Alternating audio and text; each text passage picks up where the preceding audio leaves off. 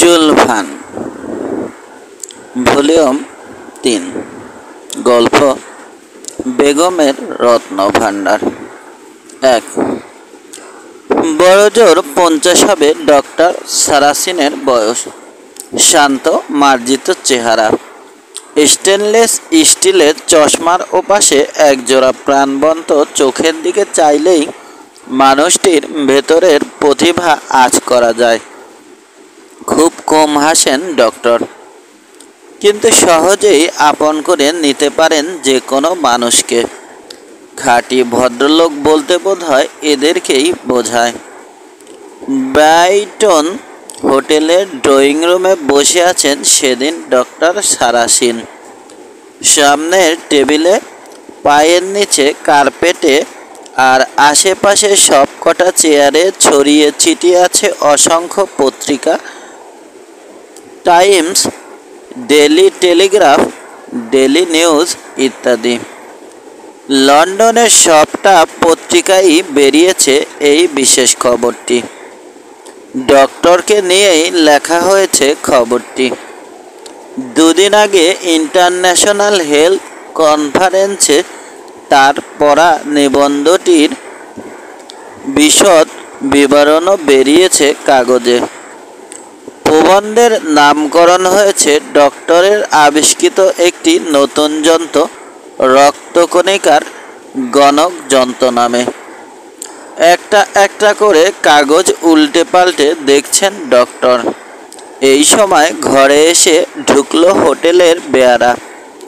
বিনীতভাবে একটা visiting card ডক্টরের দিকে বাড়িয়ে ধরে বলল, একজন ভদ্রলোক দেখা করতে চাইছেন ডক্টর। বিস্মিত হলেন ডক্টর। এদেশে তিনি নতুন, ব্যক্তিগতভাবে কেউ চেনে না। তাহলে লোকটা কে? একেবারে হোটেলে এসে দেখা করার এত গরজ কার? বেয়ারার হাত থেকে কার্ডটা নিয়ে পড়লেন ডক্টর। আরও অবাক হলেন তিনি। দর্শন প্রার্থীর নামও শোনেননি তিনি এর আগে। কার্ডে লেখা W.H. Sharp junior, solicitor, ৯৪ Southampton row, London. একজন আইনবিদ তার সঙ্গে দেখা করতে চাইবেন কেন? একটু ভেবে নিয়ে বললেন ডক্টর, ঠিক আছে, নিয়ে এসো। আসল বয়সের চেয়ে আইনবিদকে অনেক বেশি বয়স্ক লাগলো ডক্টরের। শুকনো পাতলা ঠোঁট, বড় বড় দাঁতের জন্যে উপরের দিকে টেনে উঠে আছে উপরের ঠোঁটটা। শুকনো পার্চমেন্ট কাগজের মতো চামড়া ঠেলে বেরিয়ে আছে মোটা মোটা রগ। ফ্যাকাশে চামড়ার রং। চোখের সঙ্গে তাল মিলিয়েই যেন আইনবিদের নাম রাখা হয়েছে শার্প, অর্থাৎ ধারালো। সত্যি ভদ্রলোকের চোখের দৃষ্টি যেন ধারালো ছুরির মতোই গিয়ে মর্মে বেঁধে। ডক্টরের মনে হলো কবর থেকে উঠে আসা একটা ১৫ দিনের বাসি কঙ্কাল দাঁড়িয়ে আছে তার সামনে।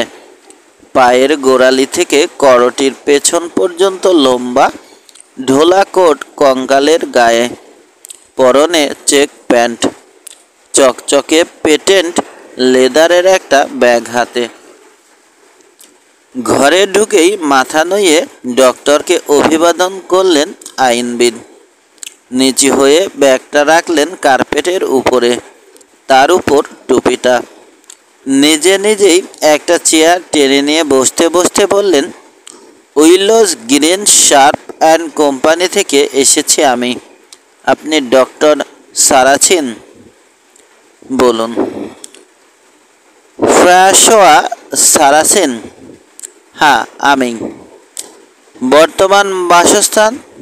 দোয়ায়। হ্যাঁ।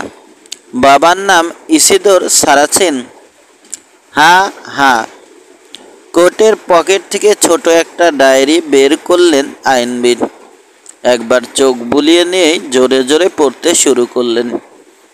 1857 সালে প্যারিসের হোটেল এই কোডেস এ মারা গেছেন ইসিদোর সারাসিন।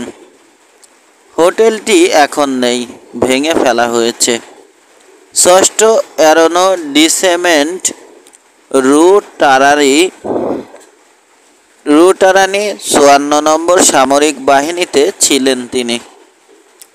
তাই তো, এসব কথা আপনি জানলেন কি করে? একটু ঘাবড়ে গেলেন ডক্টর, কিন্তু থামলেন না স্যার। গড় করে পড়েই চলেছেন তিনি।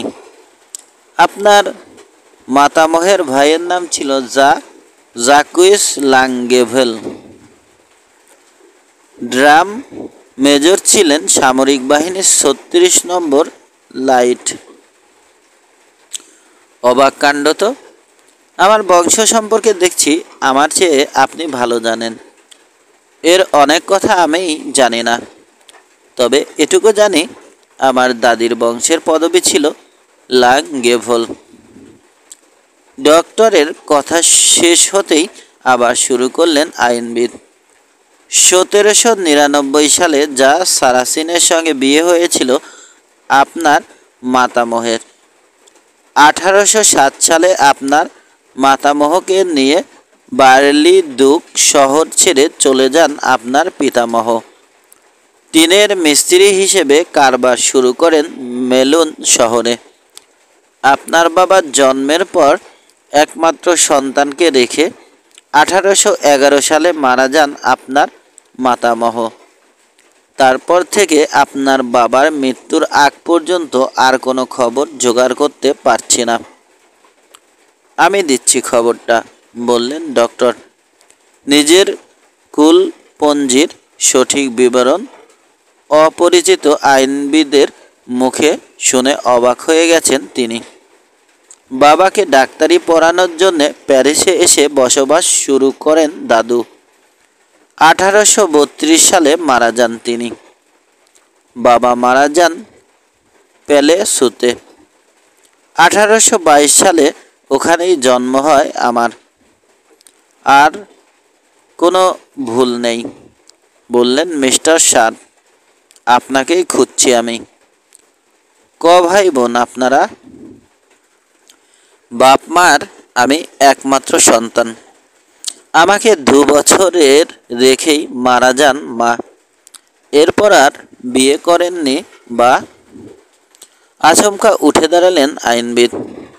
খাঁটি ইংরেজদের অনুকরণে গদগদ কণ্ঠে বললেন, রাজা জবাহির মথুরানাথ। আপনাকে খুঁজে পেয়ে আমি ধন্য, আনন্দিত। আমি প্রথম অভিনন্দন জানাচ্ছি আপনাকে। দয়া করে গ্রহণ করুন। বোকার মতো ফ্যাল করে মিস্টার শার্পের দিকে চেয়ে থাকলেন ডক্টর সারাসিন। পরিষ্কার বুঝলেন তিনি, ছিট আছে জীবন্ত কঙ্কালের মাথায়। আমি পাগল নই ডক্টর, যেন সারাসিনের মনের কথা বুঝেই বললেন শার্প। এই মুহূর্তে রাজা উপাধির একমাত্র উত্তরাধিকারী আপনি। 1819 সালে ব্রিটিশ নাগরিকত্ব পাওয়ার পর এই উপাধি পেয়েছিলেন আপনার মাতামহের ভাই জাকুইস লাঙ্গেভেল। 1814 সালে মারা যান তার স্ত্রী বেগম গোকুল। 1859 সালে মারা যান তাদের একমাত্র পাগল ছেলে। স্বাভাবিকভাবেই বেগম গোকুলের সমস্ত সম্পত্তির মালিক হয়ে যান জাকুইস লাঙ্গেভেল। বংশানুক্রমিকভাবে রাজা উপাধিও পাবার যোগ্য তিনি। বেগম গোকুলের মৃত্যুকালে সমস্ত সম্পত্তির মূল্য ছিল 50 লক্ষ পাউন্ড স্টার্লিং। তিনি মারা যাবার পর বিশেষ তত্ত্বাবধানে রাখা হয় এই সম্পত্তি। সুদে আসলে বাড়তে থাকে সম্পত্তির অর্থমূল্য। বাড়তে বাড়তে 1870 সালে মোট অর্থমূল্য দাঁড়ালো 2,10,00,000 পাউন্ড বা 52,50,00,000 ফ্রাঁ। আগ্রা আদালতের আদেশ অনুসারে দিল্লির সই নিয়ে প্রিভি কাউন্সিলের সম্মতি লাভের পর সমস্ত স্থাবর অস্থাবর সম্পত্তি বেচে দেওয়া হয়।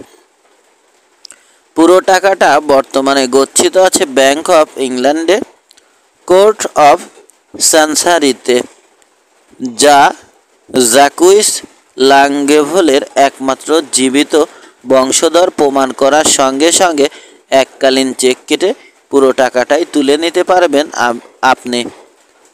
এর আগে কিছু অগ্রিম টাকা তুলে নেবার ইচ্ছে থাকলে আমার মাধ্যমে তাও করতে পারবেন। সে অধিকার নিয়েছি আমি ব্যাংকের মেসার্স ট্রাল্ফ স্মিথ অ্যান্ড কোম্পানি থেকে। স্তব্ধ হয়ে বসে রইলেন ডক্টর সারাসিন।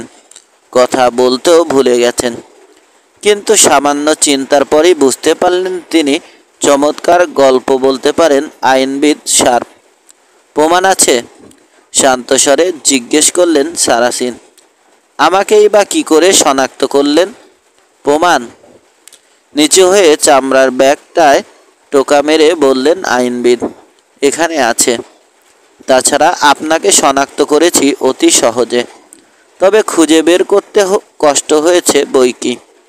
অগন্তি বেওয়ারিশ সম্পত্তির ওয়ারিশ খুঁজে বের করার জন্যে বিখ্যাত আমার কোম্পানি। গত 5টি বছর ধরে আপনাকে খুঁজে বেরিয়েছি আমি। বেগম গোকুলের উত্তরাধিকারীকে খুঁজে বেরিয়েছি আমি দেশে দেশে। পড়েছি কয়েকটা সারাসিন ফ্যামিলির হাজার হাজার কুলপঞ্জি, কিন্তু কিছুতেই খুঁজে পাইনি ইসিদোর সারাসিনকে। হতাশ হয়ে পড়েছি। সিদ্ধান্ত নিয়ে ফেলেছি ফরাসি মুলুকে ওই নামের কেউ নেই, ছিল না। তখনই খবরটা পড়লাম ডেলি নিউজে। খবরটা হেলথ কনফারেন্সের। জনক ডক্টর সারাসিনের নাম দেখতে পেলাম সদস্যদের নামের তালিকায়। ব্যাস, সঙ্গে সঙ্গে বসে গেলাম দলিলপত্র নিয়ে। আবার আর একটা সারাসিন পরিবারের অসংখ্য কুলজি পড়লাম। দোয়াই জায়গাটা চোখ এড়িয়ে গেছে এতদিন মনে করে নিজেকে ধিক্কার দিলাম বারবার। হ্যাঁ, পাওয়া গেছে, সন্ধান পাওয়া গেছে এতদিনে। বিন্দুমাত্র সময় নষ্ট না করে ব্রাইটনের ট্রেনে চাপলাম। মিটিং থেকে আপনাকে বেরোতে দেখে কেন জানি মনে হলো ঠিক লোককেই পেয়েছি। সামান্যতম সন্দেহ ও আর রইল না মনে। জ্যাকুইসের একেবারে জীবন্ত প্রতিমূর্তি আপনি। ভারতীয় শিল্পী সারা ননির আঁকা তার একটা ছবি দেখেছি আমি। আমার হেফাজতেই আছে ছবিটা, সুতরাং আপনাকে চিনতে ভুল হবার কথা নয়। ব্যাগ খুলে একটা পোস্টকার্ড সাইজ ফটো বের করলেন শার্প। হাতে আঁকা ছবির ক্যামেরায় তোলা ফটো। সারাসিনের দিকে ফটোটা এগিয়ে দিলেন তিনি। দীর্ঘকায় এক পুরুষকে দাঁড়িয়ে থাকতে দেখা গেল ছবিতে। চমৎকার ফ্রেঞ্চ কাট দাড়ি, চূড়ো পাগড়ি, বহুমূল্য কিংখাপের রাজপোশাকে অপূর্ব মানিয়েছে রাজাকে। একটা দামি চেয়ারে বসে আছেন রাজা, তন্ময় হয়ে ভাবছেন, যেন কোনো বিশাল রাজ্যের মিলিটারি জেনারেল। পেছনে যুদ্ধক্ষেত্র, অশ্বারোহী সৈন্যরা ছড়িয়ে ছিটিয়ে আছে এদিক ওদিক। রাজা জ্যাকুইসের এভাবে পোজ নেওয়ার অর্থ বুঝতে পারলেন না ডক্টর সারাসিন। কতগুলো কাগজ এগিয়ে দিলেন শার্প। বললেন, এগুলো পড়ুন, অনেক বেশি খবর পাবেন এতে। 2 ঘন্টা পরেই আসবো আমি। ইচ্ছে মতো তখন হুকুম করবেন আমাকে রাজা। চকচকে ব্যাগ থেকে মোটা মোটা 7-8টা দলিলও বের করলেন শার্প। সারাসিনের সামনে সেগুলো সসম্মানে রেখে দিয়ে উঠে দাঁড়ালেন। ধীরে ধীরে পিছু হটে বেরিয়ে যাবার সময় বিড়বিড় করলেন, রাজা জবাহির মথুরানাথকে অভিনন্দন জানাচ্ছি, গ্রহণ করে ধন্য করুন। সেদিকে নজর দেবার মতো মানসিক অবস্থা তখন নেই সারাসিনের। মনে মিশ্র ভাবের প্রতিক্রিয়া চলছে তার। অতগুলো মোটা মোটা কাগজ খামোখা পড়বার সময় তার নেই। কিন্তু তবুও কৌতূহল দমন করতে না পেরে একটা দলিল তুলে নিলেন হাতে। প্রথমে খানিকটা পড়েই আগ্রহ গভীর হলো সারাসিনের। দ্রুত চোখ বোলাতে লাগলেন তিনি দলিলে। ক্রমেই সন্দেহ কাটতে শুরু করেছে। বুঝতে পারছেন একটা কথাও বানিয়ে বলেননি আইনবিদ শার্প। এই দলিলটায় লেখা রয়েছে 1870 জানুয়ারির 5 তারিখে বেগম গোকুলের ওয়ারিশ সম্পর্কে সাক্ষ্য প্রমাণ হাজির করা হয় প্রিভি কাউন্সিলের মাননীয় লর্ডদের সম্মুখে। বাংলার রাগিনারা অঞ্চলের বেগম তিনি। এর সম্পত্তির মধ্যে রয়েছে বিস্তর জমিজমা, অসংখ্য প্রাসাদ, বাণিজ্য প্রতিষ্ঠান, গ্রাম, ধনরত্ন, অস্ত্রশস্ত্র ইত্যাদি। মরহুম রাজা লক্ষ্মীসুরের বেগম ছিলেন প্রথমে বেগম গোকুল। এ কথা প্রমাণ হয়ে গিয়েছে দিল্লি আর আগ্রার আদালতে। বুড়ো রাজা মারা গেলে জাকুইস লাঙ্গেভল নামে এক ফরাসিকে বিয়ে করেন বিধবা যুবতী রানী বেগম গোকুল। নিঃসন্তান রাজার একমাত্র উত্তরাধিকারী তখন বেগম। ফরাসি অশ্বারোহী বাহিনীর ড্রাম মেজর ছিলেন জাকুইস। এই চাকরি ছেড়ে নান্তেস থেকে সদাগরি জাহাজে চেপে সাগর পাড়ি দিয়ে ভারতে এসে পৌঁছেন মেজর। কলকাতায় এসে বাংলার একেবারে কেন্দ্রে ঢোকেন মেজর জাকুইস। সামরিক উপদেষ্টা নিয়োজিত হন রাজা লক্ষ্মীসুরের। কালক্রমে রাজার সৈন্যবাহিনীর সেনাপতি নিযুক্ত হন তিনি। এরপরই মারা যান রাজা। বহু আগ্রাবাসী ইংরেজের বিভিন্ন উপকার করেন জাকুইস। বিনিময়ে ব্রিটিশ নাগরিকত্ব দেন তাকে ব্রিটিশ সরকার। পরে সম্মানিত করেন রাজা উপাধি দিয়ে। 1839 সালে মারা যান বেগম গোকুল। তার 2 বছর পরে মারা যান রাজা জাকুইস। জ্ঞান লাভের পর থেকেই পাগল তাদের একমাত্র পুত্র। সুতরাং বাধ্য হয়েই ওছি নিযুক্ত করতে হয় সম্পত্তির দেখাশোনার জন্যে।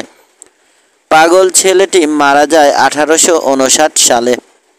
বেওয়ারিশে পরিণত হয় তখন বিপুল সম্পত্তি। আগ্রা এবং দিল্লি কোর্টের আদেশ অনুসারে এবং স্থানীয় সরকারের অনুমতি নিয়ে প্রিভি কাউন্সিলের কাছে সম্পত্তি বিক্রির অনুমতি চাওয়া হয়। এরপর সম্পত্তি বিক্রির কথা বিস্তারিত লেখা আছে কাগজে। সব কিছু পড়ে বিন্দুমাত্র দ্বিধা রইল না ডক্টর সারাসিনের মনে। ওই বিশাল অঙ্কের টাকা এখন তারই। ব্যাংক অফ ইংল্যান্ডের স্ট্রং রুমে পড়ে আছে 52,70,00,000 ফায়ার। মাত্র কয়েকটা জন্ম মৃত্যুর সার্টিফিকেট দাখিল করতে পারলেই টাকার পাহাড় দখলে এসে যাবে সারাসিনের। খেটে খাওয়া অবস্থা থেকে রাতারাতি কোটিপতি হয়ে গেলে যে কোনো লোকের মাথা ঘুরে যেতে বাধ্য। উত্তেজিত হয়ে পড়লেন ডক্টর সারাসিনো। ঘরের ক্ষুদ্র পরিসরে পায়চারি করতে লাগলেন তিনি। কিন্তু দেখতে দেখতেই উত্তেজনা মিলিয়ে গেল তার। নিতান্তই অল্প সময়ের মানসিক বিভ্রান্তির জন্যও নিজেকে তিরস্কার করলেন তিনি। এগিয়ে এসে চেয়ারে বসে পড়লেন। বিজ্ঞানের বিভিন্ন সমস্যা নিয়ে ধ্যানমগ্ন রইলেন কিছুক্ষণ। ভুলে গেলেন টাকার পাহাড়ের কথা। উত্তেজনার তিলমাত্র অবশিষ্ট রইল না আর। কি যেন মনে পড়তেই আচমকা আবার চেয়ার ছেড়ে উঠে পড়লেন ডক্টর। আবার পায়চারি শুরু করলেন। আনন্দে উত্তেজনায় জ্বলছে 2 চোখ। একটা মহৎ বিচিত্র পরিকল্পনা কুড়ি মেলতে শুরু করেছে মনে। বিষয়টা মনে মনে বিবেচনা করতে করতে উত্তেজনা বেড়েই চলল তার। বোঝা যাচ্ছে পূর্ণাঙ্গ ফুলে রূপান্তরিত হচ্ছে কুড়ি। ঠিক এই সময়ে দরজায় টোকার শব্দ শোনা গেল। ফিরে এসেছেন আইনবিদ শার্প। আসুন, ডাকলেন ডক্টর। দরজা খুলে ঘরে এসে ঢুকলেন স্যার। প্রথমেই আপনার কাছে ক্ষমা চেয়ে নিচ্ছি, বললেন সারাসিন। আপনার কথা শোনার পরও খানিকটা সন্দেহ থেকেই গিয়েছিল মনে, কিন্তু বিন্দুমাত্র দ্বিধা অবশিষ্ট নেই আর এখন। আরে না না, অযথাই লজ্জা দিচ্ছেন আমাকে রাজা। ঠিকমতো বুঝিয়ে বলতে না পারার অপরাধ তো আমার। একটু থেমে বললেন আইনবিদ। তাহলে ধরে নিতে পারি আমাদের মক্কেল থাকছেন রাজা ফ্যাশোয়া সারাসিন। আরে সে কথা আবার বলতে হয় নাকি? এরপরে সব দায়িত্ব আপনাদের। ওই টাকা পাবার ব্যাপারে কি করতে হবে না হবে আপনারাই ভালো জানেন। তবে একটা কথা, দয়া করে আমাকে ওই অদ্ভুত উপাধিতে ডাকবেন না। রাজা হতে চাই না আমি। রাজা উপাধিকে উদ্ভট বলছেন আপনি? কত লোক ওই উপাধি পাবার জন্য পাগল হয়ে আছে জানেন? পরিপূর্ণ বিস্ময় শার্পের চোখে মুখে। ঠিক আছে, আপনি যখন চান না ডাকবো না। তবে এখন লন্ডনে ফিরে যাবার আদেশ করুন। দলিলগুলো আমার কাছে রাখতে পারি? অবশ্যই, নকল আছে আমার কাছে। শার্প চলে যাবার পর একাকী চুপচাপ অনেকক্ষণ ভাবলেন সারাসিন। তারপর কাগজ কলম নিয়ে চিঠি লেখায় মন দিলেন। Brian, 28 October 1871। জানেট, অবিশ্বাস্য রকমের বিপুল সম্পত্তির অধিকারী হলাম এইমাত্র। ভেবো না আবার পাগল হয়ে গেছি আমি। দলিলগুলো এজন্যই সঙ্গে পাঠালাম, একবার পড়লেই বুঝবে। আচমকাই একটা ভারতীয় খেতাবে ভূষিত হয়েছি আমি। ব্যাংক অফ ইংল্যান্ডের সিন্ধুকে আমার নামে জমা রয়েছে বহু কোটি ফ্রা। এই খবর শুনে তোমার মনের অবস্থা কি হবে এখনই আঁচ করতে পারছি। মনে রেখো, ওই অঢেল টাকা পেয়ে কর্তব্য দায়িত্ব আরও অনেক অনেক বেশি করে চেপে বসলো আমাদের ঘাড়ে। সেই সঙ্গে বিপদ তো আছেই। ঠিকমতো ওই টাকা ব্যবহার করতে না পারলে চারদিক থেকে ঘিরে ধরবে ভয়ঙ্কর বিপদ। এই তো মাত্র ঘন্টা আড়াইয়েক আগে আমি জেনেছি খবরটা। প্রথমে খুশিই লেগেছিল, কিন্তু যতই ভাবছি আশান্বিত হয়ে পড়ছি। সৌভাগ্যের বদলে চরমতম দুর্ভাগ্য নিয়ে আসতে পারে আমাদের উপর ওই টাকা। তবে হ্যাঁ, চরম সার্থকতা আসবে যদি এই বিপুল অর্থকে বিজ্ঞানের কাজে লাগাতে পারি, আরও এগিয়ে নিয়ে যেতে পারি সভ্যতাকে, প্রগতিকে। যাক, এ নিয়ে পরে বিস্তারিত আলোচনা করব তোমার সঙ্গে। তোমার মনের প্রতিক্রিয়ার কথা জানিও। তোমার মাকেও জানিও খবরটা। জানি ও বুদ্ধিমতী, সহজে বিচলিত হয় না, কাজেই ভাবছি না। আমার আন্তরিক আশীর্বাদ জানিও ম্যাক্সকে। ওকে বলো ভবিষ্যতে যাই কিছু করি না কেন তার সঙ্গে অঙ্গীভাবে জড়িত থাকবে সে। তোমার শুভকামনা করে শেষ করছি, তোমার বাবা ফ্রাশোয়া সারাসিন। চিঠিটা পাঠানোর ঠিকানা মসিয়ে অক্টেভিয়া সারাসিন, ছাত্র, চারু শিল্প এবং কারিগরি মহাবিদ্যালয়, 32 রু do Roy D Sicily, Paris. লেখা শেষ করে উঠলেন ডক্টর সারাসিন। দ্রুত ওভারকোট গায়ে চড়িয়ে টুপিটা পরে নিলেন মাথায়। চিঠিটা পকেটে ফেলে ঘর থেকে বেরিয়ে এলেন। সম্মেলনে যাবার পথে যে কোনো পোস্ট বক্সে ফেলে দিতে পারবেন চিঠিটা। 15 মিনিট না যেতেই বিপুল টাকার কথা একেবারে ভুলে গেলেন ডক্টর সারাসিন। 2 ঠিক হাদা বলা যায় না ডক্টর সারাসিনের ছেলে ভিক্টর অক্টোভিয়াসকে। বোকা নয় সে, চালাকও নয়, সুন্দরও নয়, কুৎসিত নয়, ঢ্যাঙাও নয়, বেটেও নয়, ফর্সাও নয়, আবার কালোও নয়। দেখলেই বোঝা যায় মধ্যবিত্ত ঘরের ছেলে, সব কিছুই মাঝারি। প্রথমবার চেষ্টা করেও ইঞ্জিনিয়ারিং কলেজে ভর্তি হতে পারেনি সে। দ্বিতীয়বারেও খুব একটা ভালো রেজাল্ট করতে পারেনি, কিন্তু কোনো মতে উতরে যায়। যে কোনো কাজেই ঝট করে সিদ্ধান্ত নিয়ে বসে অক্টোভিয়াস। ছেলের চরিত্র জানতেন না ডক্টর সারাসিন। আসলে জানার সময় বা সুযোগ কোনোটাই পাননি তিনি। যদি জানতেন ছেলের মধ্যে পৌরুষের অভাব আছে, জানতেন নিজের চেষ্টায় কিছুই করতে পারে না ছেলে, তাহলে মেয়ের কাছে চিঠি পাঠাবার জন্যে ছেলেকে দূত নিযুক্ত করতে দ্বিধা করতেন ডক্টর সারাসিন। আসলে চিঠি লেখার অভ্যাস খুবই কম ডক্টরের, তাই এক চিঠিতেই সবাইকে জানাতে চেয়েছিলেন, ছেলে মেয়ে স্ত্রী সবাইকে। কপাল ভালো বলতে হবে অক্টোভিয়াসের, একটা দুর্দান্ত চরিত্রের ছেলের সঙ্গে বন্ধুত্ব হয়েছিল। বিদ্যা, বুদ্ধি, জ্ঞান, প্রতিভা, দৈহিক, মানসিক, নৈতিক সব শক্তিতেই ছেলেটার তুলনা হয় না। নাম ওর ম্যাক্স ব্র্যাকম্যান। 12 বছর বয়সেই বাপ মা হারায় ম্যাক্স দুর্ঘটনায়। ছেলেটাকে গভীর মমতায় নিজের বাড়িতে ঠাঁই দেন সারাসিন। আলসেস থেকে এসেছিলেন ম্যাক্সের পিতামহ, কাজেই তাকে আলসেশিয়ান বলা চলে। সারাসিনকে বাবা ডাকে ম্যাক্স, মিসেসকে মা।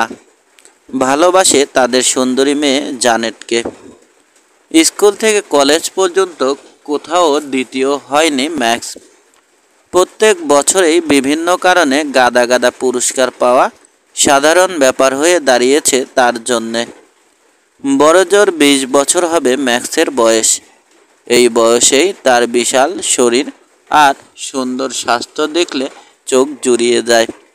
বিন্দুমাত্র নড়াচড়াতেই কিলবিল করে ওঠে প্রতিটি মাংসপেশি। নিখুঁত করটির গড়ন দেখেই বোঝা যায় অসাধারণ বুদ্ধিমত্তা সঞ্চিত আছে এর ভেতরে। একই বছর কলেজে ভর্তি হয়েছে ম্যাক্স আর অক্টোভিয়াস। 1 বছরের জুনিয়র ছিল ম্যাক্স, সমান সমান হলো। যদিও জুনিয়র ছিল, ম্যাক্স পেছনে লেগে না থাকলে কোনোদিনই কলেজ পর্যন্ত উঠতে পারত না অক্টোভিয়াস।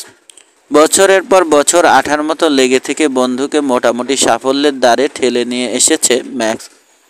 1870 সাল। পড়ালেখার পালা প্রায় শেষ হয়ে এসেছে দুই বন্ধুর।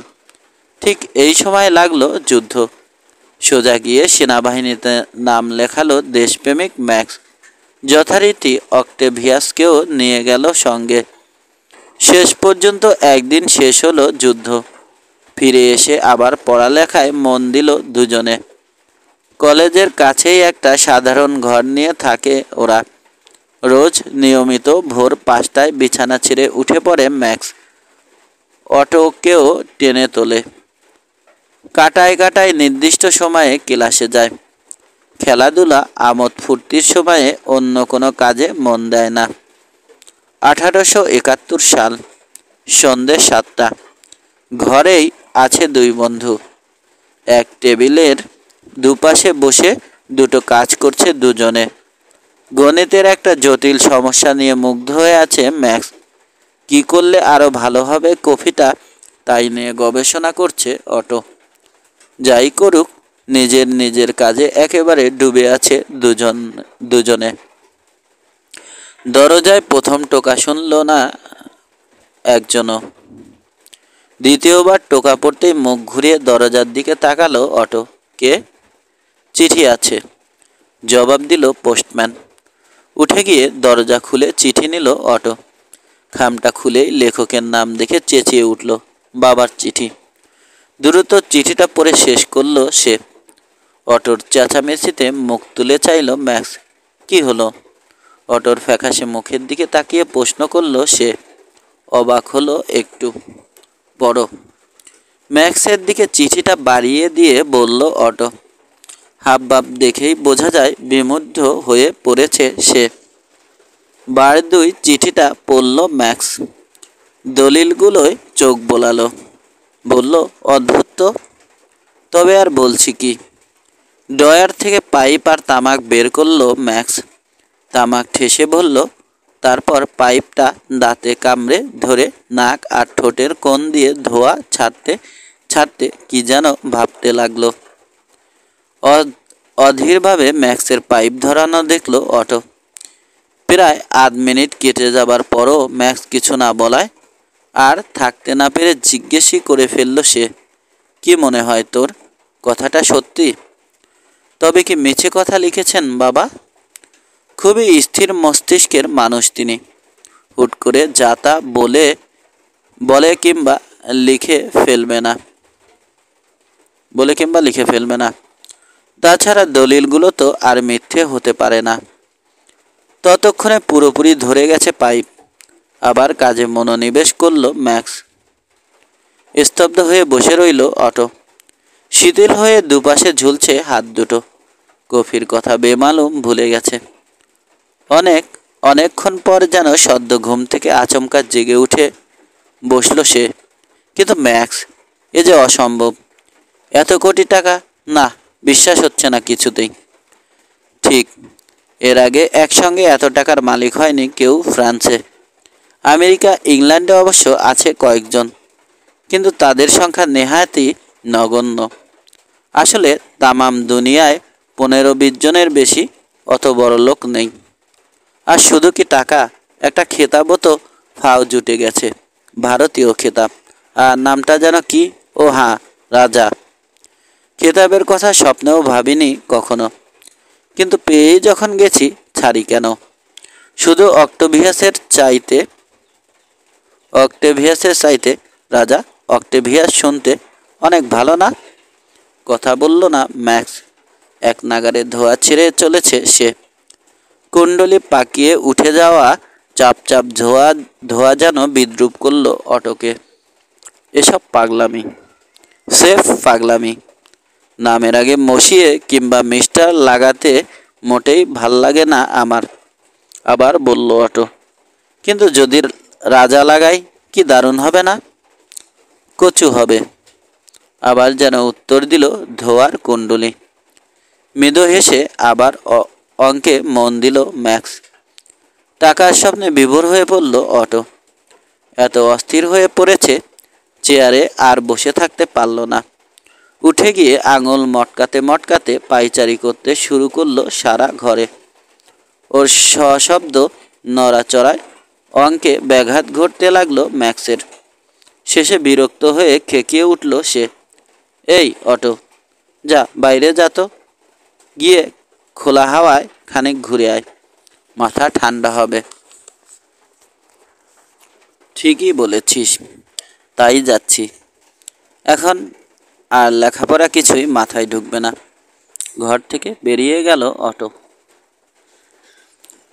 রাস্তায় জোরালো গ্যাসের আলোয় চিঠিটা খুলে আরেকবার পড়ল সে। কিন্তু কিছুতেই ব্যাপারটা বিশ্বাস হচ্ছে না তার। 2,10,00,000 পাউন্ড, 50 কোটিরও বেশি ফ্রা। তার মানে বছরে সুদই 2.5 কোটি। আরে, এ থেকে 1,10,000 দিলেই তো শুধু খেতাবই নয়, আসল রাজা বনে যাব আমি, ভাবল অটো। মনে মনে অদ্ভুত সব কল্পনা করতে করতে রাস্তা ধরে হাঁটতে লাগলো সে। দুপাশের আলো ঝলমলে দোকানগুলোর দিকে তাকিয়ে ভাবছে, আজ আর ওই বহুমূল্য পণ্য সম্ভার তার আয়ত্তের বাইরে নয়। ইচ্ছে করলেই এর যে কোনোটা কিনতে পারে। বিড়বিড় করে বলছে সে, এই সমস্ত জিনিসপত্র ইচ্ছে করলেই সব আমার করে নিতে পারি। মিহির নরম কাপড় তৈরি হয়েছে আমারই জন্যে। ঘড়ির দোকানের টাইমপিস, ক্রোনোমিটার, যে কোনোটা যত দাম দিয়ে খুশি কিনে নিতে পারি। এই যে অপেরা থিয়েটার হাউজে বেহালা বাজছে। উজ্জ্বল ঝলমলে আলোর রোশনাই ছড়াচ্ছে চারদিকে। সব আমার চিত্র বিনোদনের জন্যে। দুর্দান্ত বেয়ারা ঘোড়া বশ মানিয়ে খেলা দেখাচ্ছে ঘোড়া বিক্রেতারা, শুধু আমাকে মজা দেবার জন্যে। কাফে আংলেস আলোকমালায় সজ্জিত কেন? আমাকে স্বাগতম জানাতে। প্যারিস, সারা প্যারিস নগরী এখন আমার, শুধু হাত বাড়ানোর অপেক্ষা। নিমেষে আমার হাতের মুঠোয় এসে পৌঁছবে সমস্ত জিনিস। আর হ্যাঁ, আসল কথাই তো মনে পড়েনি এতক্ষণ। দেশ ঘুরব, পৃথিবীর যেখানে খুশি। প্রথমেই যাব ভারতে। হাতির দাঁতের বিচিত্র জিনিস যত খুশি কিনব, হাতিও কিনব কয়েকশো। সবচেয়ে আধুনিক বন্দুক কিনে হাতির পিঠে চেপে যাব বাঘ শিকারে। কুমির মারার জন্যে মস্ত নৌকাও কিনতে হবে। আর নৌকা কেন, জাহাজ কিনলেই ক্ষতি কি? যেখানে খুশি যাব, যা খুশি করব, যেভাবে খুশি চলব। না, কেন করব না? কাকে তোয়াক্কা করব? ও হ্যাঁ, মাকে তো জানাতে হয় ব্যাপারটা। আর জানেট কে? কাল অবশ্য কলেজ আছে। দূর কলেজ, আর ওখানে গিয়ে কি করব? তার চেয়ে বরং আগে গিয়ে মাকেই খবরটা দিয়ে আসা দরকার। কিন্তু ম্যাক্স যে চিন্তা করবে আবার। হ্যাঁ, ওকে জানিয়ে গেলেই চলবে যে মাকে আর বোনকে সুখবরটা জানাতে গিয়েছি আমি। ছুটে গিয়ে একটা পোস্ট অফিসে ঢুকলো অটো। দিন দুয়েকের মধ্যেই ফিরবে জানিয়ে বন্ধুকে একটা টেলিগ্রাম করে দিল। তারপর ছুটে বেরিয়ে এসে একটা ঘোড়া গাড়ি ডেকে উঠে পড়ল। স্টেশনে যেতে হবে। ঘোড়া গাড়ি টেনে সারাটা পথই উদ্ভট চিন্তার জাল বুনে চলল অটো। রাত 2টোয় বাড়ি পৌঁছল সে। সদর দরজায় দাঁড়িয়ে লোক ডাকার ঘণ্টাটা বাজিয়েই চলল। বিরামশূন্য সে ঘণ্টাধ্বনিতে বাড়ির লোক তো বটেই, পাশের বাড়ির লোকেরা পর্যন্ত চমকে ঘুম ভেঙে উঠে বসল। সব কটা বাড়ির জানালায় উকিঝুঁকি মারতে লাগলো বেশ কয়েকটা মুখ। সবাই অবাক। নিশ্চয়ই কারো অসুখ হয়েছে, কিংবা এই ধরনের কিছু, ভাবল সবাই। উপরের চিলেকোঠা থেকে মুখ বের করে ডেকে জিজ্ঞেস করলো দারোয়ান, কে? ডক্টর সাহেব তো নেই। দূর বোকা, আমি অটো। জলদি দরজা খোলতো। আরে ও আপনি, আসছি, এখনই আসছি। মিনিট দুয়েকের মধ্যেই একেবারে মায়ের ঘরে এসে হাজির হলো অটো। ঘণ্টার আওয়াজে আগেই ঘুম ভেঙে গিয়েছিল তার। ওদিকের দরজা খুলে জ্যানেটও এসে ঘরে ঢুকলো। মা মেয়ে দুজনেরই চোখে মুখে দারুণ উদ্বেগ হবারই কথা। নিঝুম নিশুতি রাতে এভাবে এসে ঘণ্টা বাজাতে শুরু করলে কেনা ভাবনায় পড়বে। কোনো কথা না বলে পকেট থেকে চিঠিটা বের করে মাকে দিল অটো। পরে প্রথমে মাথামুন্ডু কিছুই বুঝতে পারলেন না মিসেস সারাসিন। দ্বিতীয়বার পড়ে বিমূঢ়ের মতো তাকিয়ে রইলেন ছেলের দিকে। বুঝতে পারলে না মা? অভয় দিয়ে বলল অটো। আমরা এখন কোটিপতি, দারুণ বড়লোক। অত টাকা দিয়ে কি করবে, তারই নানা রকম ফন্দি ফিকির করে বাকি রাতটা কাটিয়ে দিল মায়ে ছেলেতে। এসব কথা খুব একটা বুঝতে পারল না জানেট। নিশ্চিন্ত মনে ইজি চেয়ারে শুয়েই ঘুমোতে লাগলো সে। চিঠিটা ম্যাক্সকে দেখিয়েছিস অটো? একসময় জিজ্ঞেস করলেন মা। ওর কথা তো একবারও বললি না। কিছু বলেনি ও? ঘুমের ঘরেই ম্যাক্সের কথা কানে গেল জানেটের। আস্তে করে চোখ মেলল সে। অটো কি বলে শুনতে আগ্রহী। ওর কথা আর বলো না মা, বলল অটো। এসব ব্যাপারে একেবারেই উদাসীন সে।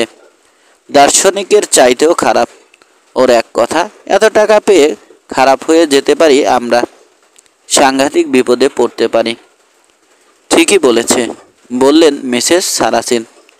হঠাৎ এত টাকা পেলে আমাদের অবস্থার যে কোনো লোকের বিপদ ঘনিয়ে আসাটাই স্বাভাবিক। চোখ রগড়াতে রগড়াতে উঠে সোজা হয়ে বসলো জানেট।